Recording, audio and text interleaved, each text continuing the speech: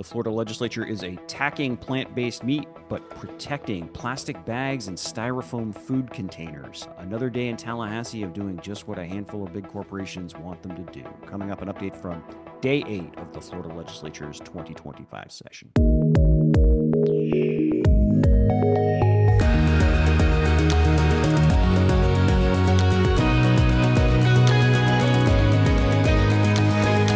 Hello, and welcome to Seeking Rents, the podcast. I'm your host, Jason Garcia. I am the publisher of Seeking Rents. That's a newsletter in Florida about state politics, but with a particular emphasis on the ways that big business influences public policy in this state. We're checking in from Day 8 of the Florida Legislature's 2025 legislative session, the 60-day legislative session we have every year down here in Florida. And I thought I'd sort of mix things up a little bit and start with a bill that began moving yesterday. It's being pushed by Republicans and opposed by Democrats, but I actually think Republicans are on the right side of this issue. And this bill is Senate Bill 1242, and it deals with something known as community redevelopment agencies, or CRAs. Now, CRAs are a type of tax increment financing district. And hold on, I swear to God, this is going to get good. Don't abandon me just right there. Just hang with me for just a sec. So these are a mechanism that were created many years ago that are supposed to help, like, basically poorer communities that have been underinvested or neglected over the years. And so the way they work in a CRA, you essentially lay down a taxing district over a smaller area, right? Within a city or within a county. And as property taxes grow, as property values grow over time within this region, the property tax revenue you get from that growth in property values, instead of that money going into the general fund of the city or county where it gets spent on whatever the most important needs are of the community as a whole, the money gets kind of siloed off and it has to be spent on projects within that specific area, within the CRA, right? And the logic behind this is you're trying to focus investment, public investment, in an area that has been sort of chronically neglected and underinvested in. And so, like, the classic example of a CRA is you take an old dilapidated downtown, you put down a CRA, and you start off with a little bit of extra money you have. You use it to improve the sidewalks or do a little streetscape work, right? And try and make the area a little bit more appealing. And as values rise, you've got more money to spend, and you can put it into bigger infrastructure projects, right? So, you know, if the area starts taking off, you might build a public parking garage in the area, that sort of thing. The problem with CRAs is they have become completely bastardized in Florida. There's often a lot of focus on how money gets sort of wasted within a CRA because they become this, like, siloed kitty of money that local officials, county commissioners, and city council members can claim that their hands are tied. We can't spend this on just anything anyway, so they end up spending on a bunch of junk. But even more than that, these are getting used in ways that they never were intended when CRAs were initially created. So I'll just give you a couple of examples in Orlando, and this is why I sort of feel pretty strongly about CRAs having become bastardized. You know, again, these are supposed to be areas that help steer investment into neglected parts of the community. Some of the biggest CRAs in Orlando are over Universal Studios. They have used it to pay for a pedestrian bridge connecting Universal's hotels to its shopping area. It's like a private theme park pedestrian bridge, but we paid for it for tax dollars. And the argument you get from local officials is, well, it's the CRA. We've got to do it there. Same thing, Orange County. The biggest CRA in Orange County is over the heart of the area's tourism district, like one of the most prosperous parts of the county. And they, again, have used it to pay for a bunch of stuff that they would never pay if they were actually putting it up against, like, needs of sidewalks and parks and police and other areas. They, again, to bring it back to Universal, Orange County used their International Drive CRA to give tens of millions of dollars to Universal Studios to build a road to its new theme park. And what makes it even more galling is they use low-income communities as this like fig leaf or beard, right? So this Orange County CRA has, you know, it claims to be supporting this really, like, this low-income, historically black community near the tourism drive. But when you actually, like, crack inside the spending, they get a pittance of the money. It's not even right to say they get pennies on the dollar out of the CRA. They get, like, fractions of pennies. All of this becomes a scam to sort of reward industries that don't need and areas that don't need the help. The city of Orlando has used one of its CRAs over downtown Orlando. You know how it spent this money? giving property tax breaks to Electronic Arts, the video game giant, or Wyndham, the world's biggest timeshare corporation, right? These CRAs, there may be places where CRAs are still being used as intended and doing good work, but in so many places they have been completely captured and are being abused in ways they should not be. It should not be. And so what Senate Bill 1242 does is pretty simple. It eliminates all CRAs. It would get rid of all community redevelopment agencies in Florida within 20 years, and it would prohibit local governments from creating any new ones. This is admittedly a very blunt tool, but you know what? That's what it's going to take to reform this sort of system, I think. This went through the Senate Community Affairs Committee yesterday, and it was a 4-3 vote, which probably suggests this bill is in a bit of trouble. But and it was the Democrats raising opposition to it and citing examples of places where CRAs have been helpful, and that may be true. Like just to bring it back to Orlando, the place everybody points to is.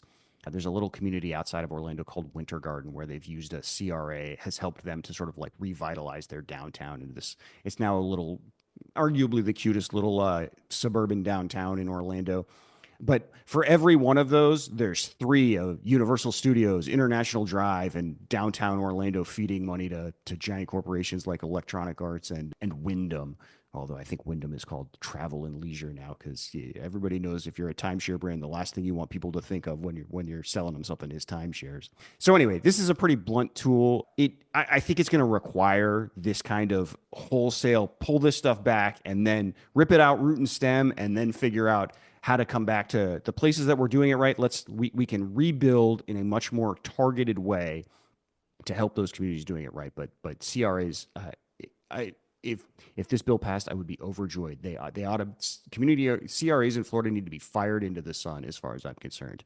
Again, I'm not super optimistic this bill is going to pass this year. Like I said, a 4-3 vote on the second week of session is usually not a promising sign unless there's leadership really muscling it through. And I don't know if that's the case in this, but I know I will be cheering it on. The House version of this bill, sort of promisingly, House Bill 991 is up tomorrow in the House's State Affairs Committee too. So, it's moving, but as far as I'm concerned, any kind of like really needed reform is great, regardless of whether or not Republicans or Democrats are pursuing it. And this is one I would love to kudos to the folks that are taking on this challenge and really trying to again, essentially end this completely bastardized process. Okay, let's move to a less uplifting bill. The Senate Agriculture Committee yesterday also took up Senate Bill 700. I think we may have alluded to this before. This is the Department of Agriculture and Consumer Services package.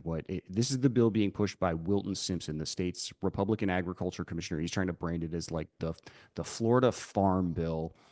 And it's essentially his attempt to sort of wedge himself into or grab some, right-wing culture war attention in hopes of potentially running for governor in a couple of years. This is an enormous bill. I don't have it in front of me, but I think it's like 140 pages. Like there's plenty of stuff that's fine and banal, and it like just sort of needed like improvements to bureaucracy, but then there's a bunch of just like intentionally stupid and inflammatory culture war stuff. The two stuff that all flag is, first, it's hopping on the anti-fluoride train, sort of Maha comes to Florida. They're going to stop any local community from fluoridating. It's what, I don't know how you say it, but putting fluoride in their water, which is, again, setting aside the debates about fluoride, why is Tallahassee bigfooting this decision? If a community wants to do it, let them do it. But the part that I sort of find personally pretty galling in there is there's a giant corporate favor for the meat, dairy, and egg industries, trying to essentially sabotage plant-based foods. So this is Senate Bill 700. It's got provisions in there that are, designed, if there's a little bit of hinkiness in terms of when it would actually go into effect because it's contingent on other states, but they're designed to essentially stop, like Beyond Meat from using the word meat on its labels, or to stop oat milk and soy milk producers from using milk on their labels. Or I was joking with someone about this the other day, but these guys must have just found out about Just Egg because they amended the bill yesterday to make sure also that plant-based eggs can't use the word egg on their labels too, right? This is, in one sense, it's gross, right? This is just like the rawest form of rent seeking imaginable. This is just a pure gift to the incumbent meat, dairy, and egg industries, right? And these are industries, by the way, with just a long history of rent seeking from the government and trying to sort of lobby to have government sort of weaponized against any potential competitors. The Washington Post actually just had not too long ago had a fascinating piece on the history of the milk industry's the dairy industry's lobbying. It was built around sort of the push at Congress to try and get Congress to pass a law stopping oat milk from being labeled milk. And like you go back history, you'll find examples of like the dairy industry trying to make it illegal for margarine to put yellow food dye in its product, right? Because they didn't want that was make it illegal to look like butter. Essentially, it's just this really gross anti-competitive stuff. And here is Florida jumping both feet in right after a year after they outright banned the sale and production of lab grown meat in Florida as a way to try and cut off even that potential source of competition. But also as I think I said on TikTok, where I'm also on TikTok now, which is still sort of a wild thing to me, but it's also pathetic, right? Like this plant-based stuff. I'm sorry, guys, that genie is out of the bottle. It's not going anywhere. Even if Florida wants to pretend like it doesn't exist and make them change their labels, progress is here. You can't. I'm sorry, your steak is not the same as it was 50 years ago, Wilton Simpson. So anyway, Senate Bill 700 went through the Senate Agriculture Committee yesterday. Sort of disappointingly went through on a unanimous vote.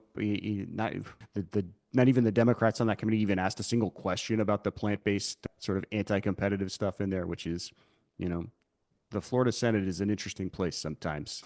The House version of that bill is House Bill 651. That has not started to move yet, but it will. This is a priority bill for the state's agriculture commissioner, and I think as we've talked about on this podcast, the president of the Florida Senate, a guy by the name of Ben Albritton, is his roots is in agriculture, and he's made very clear all the way through session or in the weeks leading up to session and through the start that focusing on rural areas and agriculture is going to be a huge priority for him. So this bill, I suspect, is going to pass, but what can you do? Maybe they'll abolish CRAs too. I don't know. And then I think I'm only going to mention one other bill tomorrow, and this is another like sort of really ugly bill of sort of big government in Tallahassee doing the bidding of corporate lobbyists and sort of killing any sort of chance for local communities to make their own decisions. This is so it's a big introduction, but this is House Bill 565, and essentially what this would do is prohibit cities and counties in Florida, any local community in Florida, from doing any kind of regulations or bans around basically any kind of plastic food container or bag. So, it will prohibit like a community from banning the use of plastic bags or plastic straws or plastic water bottles. It actually goes way beyond just plastics and stuff. It gets into like prohibiting the use of like styrofoam food containers. Basically any kind of, the language it uses is any kind of auxiliary container. I don't even know if I'm saying that word right. They're going to tie local government's hands. So your city council and your county commissioner will now be powerless to do anything about all sorts of plastic litter you might be seeing in your community. And if you want to know why Tallahassee is doing this, just take a look at the groups lobbying for it. This was a parade of corporate lobbyists, the Florida Retail Federation, the Florida Chamber of Commerce, the Florida Restaurant and Lodging Association. This is essentially big retailers like Publix and big restaurant companies like Darden, the parent company of I think it's still Olive Garden. It's Shed Stuff. It used to be Red Lobster. It's not Red Lobster now, but it's Olive Garden and Longhorn. I think companies like that, they know they can trust the legislature to do their bidding in a way that they can't necessarily trust a bunch of city councils and county commissioners, where you've got smaller votes, so it's harder to control solely with money, and in a lot of cases you don't have the safety of gerrymandered districts in the way you do in Tallahassee. So they of course want all decisions to be made in Tallahassee, where they feel pretty confident that they've got the vast majority of decision makers under their thumb. This bill, just by the way, is especially kind of like maddening and stupid because the origins of this is the legislature has for years preempted locals from regulating, from banning plastic bags and the like, contingent on ordering a study at the state level of what the state should do. And so this has now happened twice where they've ordered a statewide study from, I think, by the Department of Environmental Protection, which has done the study and come back with a bunch of recommendations of what you could do is if the real concern here were a patchwork of ordinance. This is the talking point that the business lobby always uses. We don't want a patchwork of lobbies. We don't want to like be not allowed to use plastic bags in Miami, but be allowed to use them in Orlando. And we don't want to have to like not use plastic straws in Tampa, but it's still okay in Jacksonville. We just want uniformity. That's what they always claim when what they want is nothing, and uniformity just becomes the mask you put on while you're lobbying to make sure nothing happens. But anyway, so twice now the state has ordered this statewide study that's come back with recommendations about different options policymakers could implement, from banning plastic bags, for instance, or taxing them and using the money to fund cleanup programs, or just investing in like a more aggressive recycling of plastic materials, that sort of thing. These are all options. These studies have come back and said, hey, look, you could do a sort of statewide approach to this stuff. And the logic behind this preemption was always, we're just going to freeze this stuff until we figure out a statewide approach. And you know what's happened to these studies? They just sit on a damn shelf and nobody does a thing about them. The legislature hasn't done peep about any of the recommendations or ideas in these reports. They just sort of have it sitting there and they keep the preemption. They keep local government's hands tied while doing nothing themselves, which again, exactly what the Florida Restaurant Lodging Association, the Florida Retail Federation, and the Florida Chamber of Commerce, exactly what they all want. So I suppose you could say House Bill 565 by just sort of like doing away with all of that fiction and just making a permanent ban on permanent handcuffs on cities and counties. And in that sense, at least it's a more honest bill. Nobody's lying about what we're trying to do here. What we're trying to do is nothing. Preserve the status quo, the Florida way. So the Senate version of that is Senate Bill 1822. That hasn't moved. I should say House Bill 565.